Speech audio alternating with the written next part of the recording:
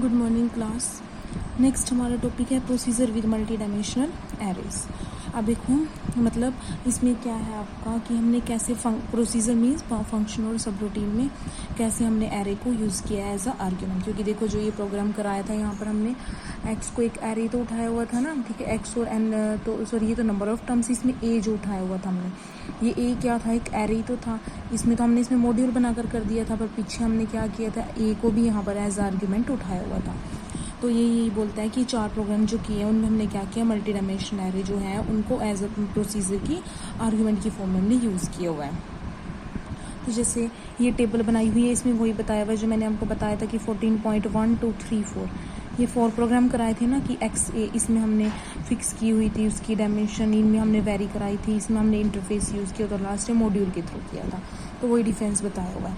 उसके बाद जो मेन है कि most important point to remember is that the main memory of computer consist of a sequence of addresses and is a one dimensional array as shown this. मतलब array जो है वो कैसे स्टोर होते हैं मेमोरी के अंदर।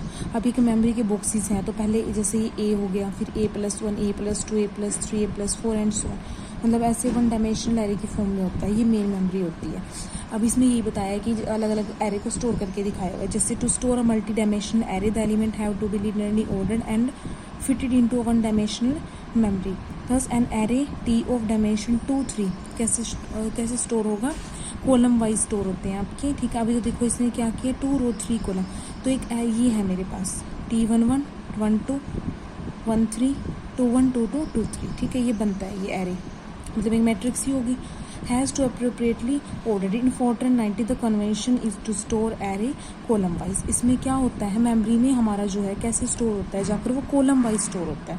मतलब T11 T21, ठीक है, पहली पोजीशन पर T11 आ जाएगा, फिर T21 आ जाएगा, फिर 1 2 2 2, ठीक है, 1 3 2 3 ऐसे स्टोर होता है, ठीक है।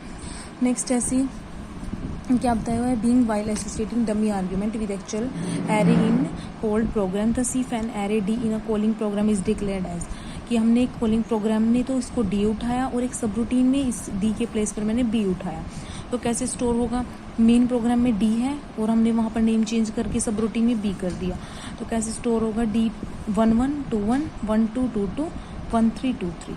तो इसका जो 11 वाला एलिमेंट है इसके बी के 11 वाले को असाइन हो जाएगा, इसका 21 वाला इसके 21 वाले को, ऐसे ही इसका 12 वाला 12 का असाइन हो जाएगा, ऐसे मतलब वो कोरस्पॉन्डिंग एलिमेंट्स असाइन हो जाते हैं। ऐसे array of different dimension can also be associated in a similar way. For example if array F in the calling programme, अब मेन प्रोग्राम में 3 2 का हमने उठाया हुआ है एफ, और सब रूटीन में उस बी उठाया हमने 2 3 का। अब ये डिफरेंट होगी पर नंबर ऑफ एलिमेंट तो सेम ही है। एफ में क्या होगा, 1 1 2 1 3 वाली यही पोजीशन आएंगी, 3 रो कॉलम है, ऐसी 1 2 2 2 3 2, ठीक है। फिर बी में क्या होगा, 2 रो 3 कॉलम के अकॉर्डिंग, तो 1 1 2 1 1 2 2 2 1 3 2 3, मतलब इसका जो 1 1 पोजीशन का एलिमेंट है वो बी के 1 1 पोजीशन का असाइन होगा, इसका 2 1 का जो है वो 2 1 को असाइन होगा, इसका 3 1 का जो है वो 1 2 को असाइन होगा, ऐसे वो कोरस्पॉन्डिंग एलिमेंट असाइन होंगे, ठीक है। Even a one-dimensional array in a calling program can associate with a two-dimensional array in a called program. If the array B in the calling program, अब B हमारा 2 3 का है, बट मेन प्रोग्राम में क्या है, एक एरे जो है G है, इसके प्लेस पर हमने G उठाया वो जो 6 का है।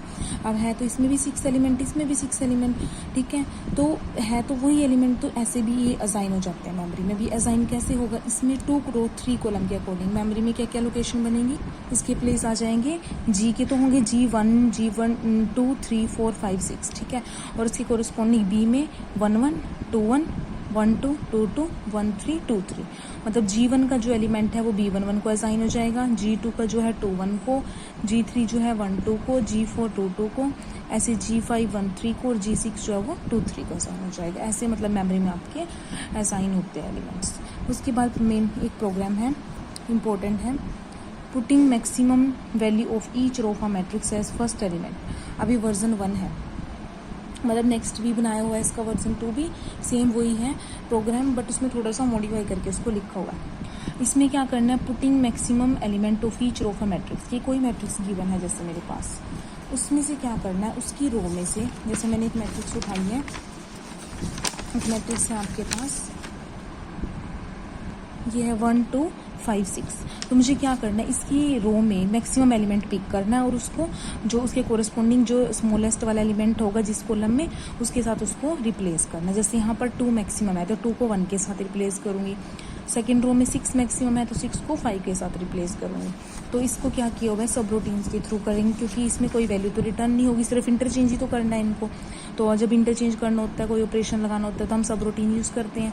तो इसमें सब रूटीन यूज़ किया है। सबसे पहले उसका मेन प्रोग्राम जो है, मेन प्रोग्राम है सैम्पल 1 के नेम से बनाया हुआ है, इम्प्लिसिट नन। ठीक है, इंटीजर डायमेंशन 10 की मैंने एक मैट्रिक्स एच उठाई है। ठीक है, इंटीजर में उसकी क्या उठाई, रोज कॉलम्स और आई जे मैंने लूप के लिए लगाया, क्योंकि वो इंटरचेंज वगैरह भी तो करना है ना।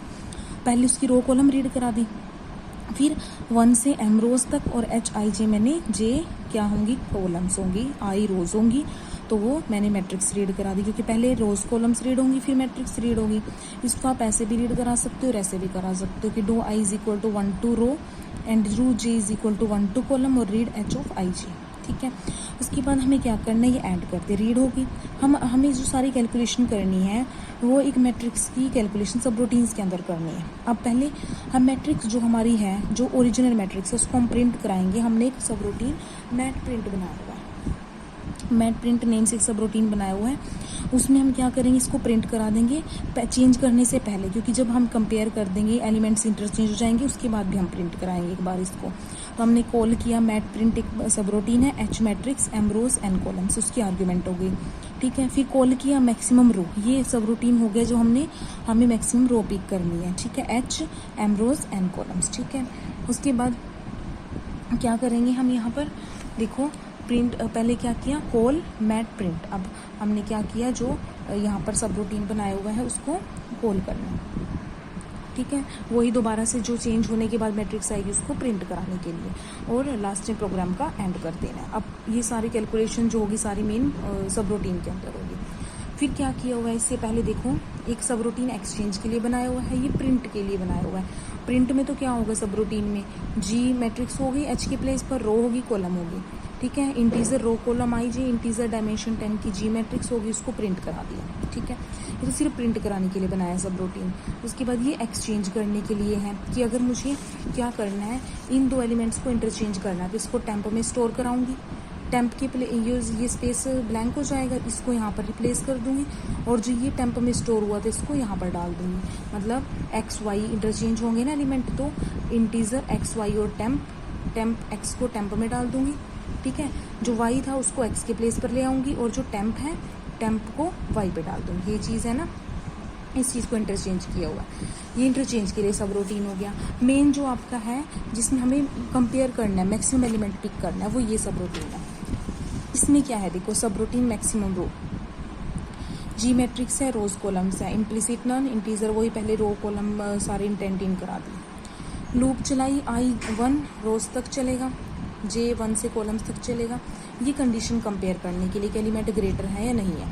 ठीक है, अब क्या है, आई की वैल्यू क्या है, देखो अगर मेरे पास 2 क्रॉस 2 की मैट्रिक्स है तो आई कहाँ से कहाँ तक चलेगा, 1 से 2 के लिए, जे भी 1 से 2 के लिए। अब फर्स्ट में तो क्या होगा, I1 J1। ठीक है, इफ़ जी मैट्रिक्स ऑफ आई जे, मतलब 1 1 I1 है J1 है, तो जी ऑफ 1 1 ग्रेटर है जी ऑफ, अब इसमें इसको फिक्स कर दिया उसने, 1 फिक्स कर दिया और आई वेरी करेगा। ठीक है, जैसे हम इस एलिमेंट को फिक्स कर देते हैं कंपेयर करने के लिए, तो आई की वैल्यू 1 है, तो G of 1 1, G of 1 1 greater G of 1 1, तो कोई हुआ नहीं है तो लॉजिक। ठीक है, तो ये लूप नहीं चलेगी। फिर आई की वैल्यू तो 1 ही रहेगी, पर इनर लूप जे है वो इंक्रीमेंट हो जाएगी, 2 हो जाएगी। ठीक है, जब ये 2 होगी तो जी ऑफ क्या बनेगा, आई जे, मतलब 1 2। ठीक है, ग्रेटर है जी ऑफ क्या है यहाँ पर हमारा, I1, आई की वैल्यू क्या होगी 1, और 1 पहले फिक्स किया उसने। ठीक है, 1 2 पोजीशन, ये 1 1 1 2 2 1 2 2, ये एलिमेंट जो है वो ग्रेटर है, 1 1 वाले से ग्रेटर है, इसका मतलब इंटरचेंज होंगे। इंटरचेंज के लिए मैंने कॉल किया एक्सचेंज, जो मैंने सब रूटीन बनाया हुआ है, जी मैट्रिक्स की क्या होंगी, आई जे और जी ऑफ I1, ये दोनों एलिमेंट तो इंटरचेंज होंगे ना। ठीक है, फिर हम ऊपर जाएंगे, अब ये 2 इंटरचेंज हो चुके हैं, ये वाला रहता है बस, मतलब आपकी मैट्रिक्स अब 2 1 5 6 ये आ चुकी है। ठीक है, फिर अब लूप कैसे चलेगी, जे पूरा 2 तक चल चुका है, ऊपर जाएगा, आई की वैल्यू 1 थी, आई की वैल्यू 2 हो जाएगी और जे 1 फिक्स रहेगा अभी, ठीक है, क्योंकि जे तो स्टार्टिंग से ही चलेगा दोबारा। तो जी ऑफ आई जे मतलब 2 1 ग्रेटर है जी ऑफ आई 1, आई की वैल्यू क्या है 2 1, ठीक है, जी ऑफ 2 1 ग्रेटर है 2 1, ये तो 2 1 से ग्रेटर तो हो ही नहीं सकता, इसका मतलब ये लूप नहीं चलेगी।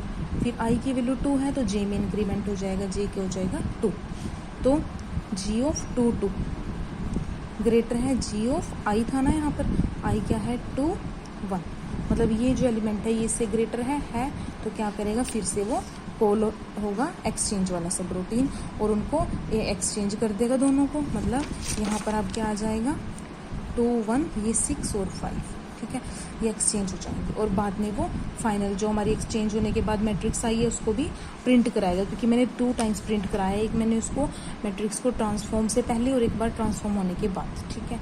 तो ये ऐसे करना है प्रोग्राम, ये प्रोग्राम था आपका interchanging and maximum picking maximum element and interchange this. उसके बाद यहाँ पर क्या है, इसकी वही थ्योरी पूरी प्रोग्राम की लिखी हुई है। Observe that dimension of dummy matrix G matrix in subroutine is declared 10 cross 10 corresponding to the maximum size of matrix specified. Actual matrix and its size as are the dummy arguments of subroutine maximum row uses another subroutine exchange, उसने दूसरा subroutine इसने use किया था exchange, एक subroutine ने दूसरे को use किया हुआ है। The calling program also specify the dimension of matrix to be transform namely h as 10 cross 10. The actual size of h is read as variable m rows and n columns. और following points are again emphasized, कौन कौन से point उन्होंने emphasise किया है। Subroutine maximum row transform the matrix H sent to it by the called program as per the row specified and leaves it in the storage, मतलब वो उसको क्या करेगा ट्रांसफर कर देगा मैट्रिक्स को, सबरूटीन जो मैक्सिमम रो है, ठीक है। Control is return to the calling program, return कर देगा बाद में कॉलिंग प्रोग्राम को to the statement immediately following the call statement. Subroutine should be made as general as possible, कि हम जितने हो सकता है उतने सबरूटीन बना सकते हैं। Subroutine can call another subroutine को भी कॉल कर सकता है एक subroutine to complete its job. In this example subroutine जो एक्सचेंज है किसने कॉल किया उसको, मैक्सिमम रो वाले सबरूटीन ने। Observe that dimension of matrix in the called and calling program are identical, वो सेम होनी चाहिए।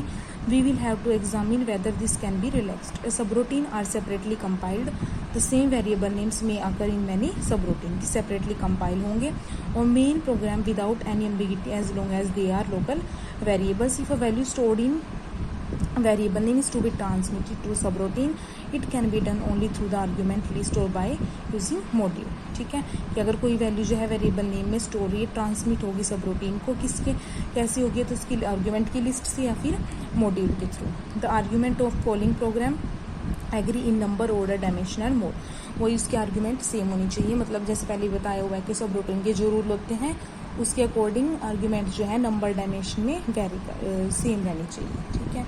ये वही सेम लिखा हुआ है, बस मेन तो आपका ये प्रोग्राम था जो कराया है, ठीक है। इसके बाद नेक्स्ट ये 14.7 है, वर्जन 2 है जिसका मैक्सिमम वैल्यू पिक करने के लिए हम नेक्स्ट लेक्चर में करेंगे। और यहाँ तक कोई डाउट हुआ तो आप लोग डाउट क्लास करोगे, ओके।